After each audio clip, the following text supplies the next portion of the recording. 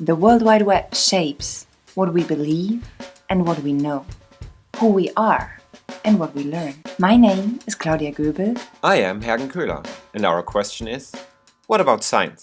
How does Web 2.0 affect the scientific community and its work?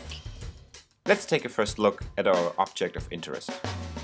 At the beginning of the 21st century, 5.8 million researchers are working around the globe, in nearly 9,000 universities and research institutes.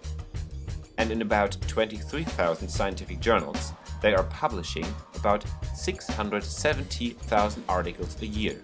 That is an average of 1.3 scientific papers in a minute. But this activity doesn't happen in a vacuum. Scientific knowledge and its applications have had a profound impact on the lives we're living. One example for this is the World Wide Web. It has originally been an idea from scientists for scientists. Yet today, its influence reaches far beyond that. In 60 seconds, more than 13,000 iPhone apps are downloaded, and nearly 170 million emails are sent.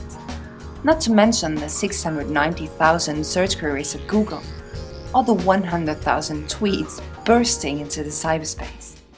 This gives us an idea of how the bustling activity on the web impacts our lives, economies, and politics.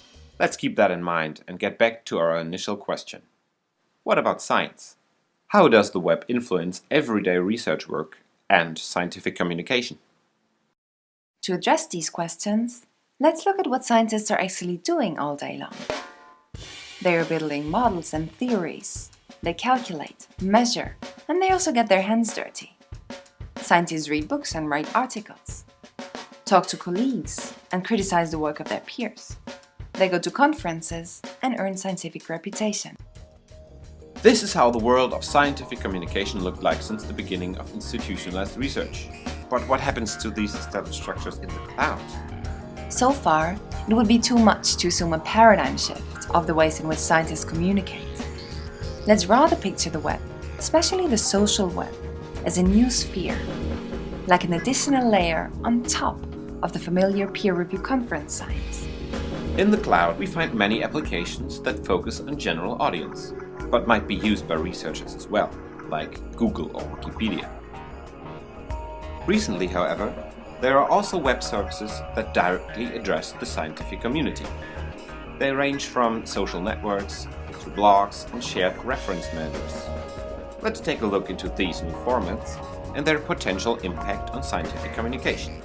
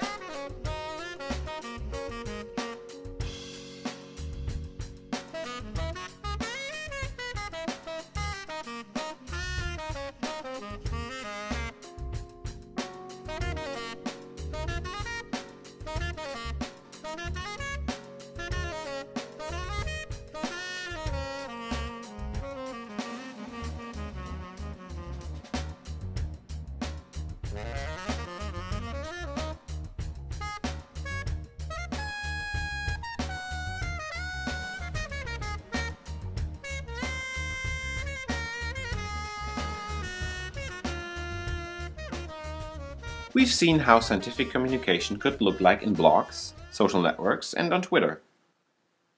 The way in which information is exchanged here and contacts are made differ from the centuries before the World Wide Web. But the colorful world of science on the Web 2.0 is still in its infancy. The tools available will diversify, and so far only a small fraction of scientists make use of it.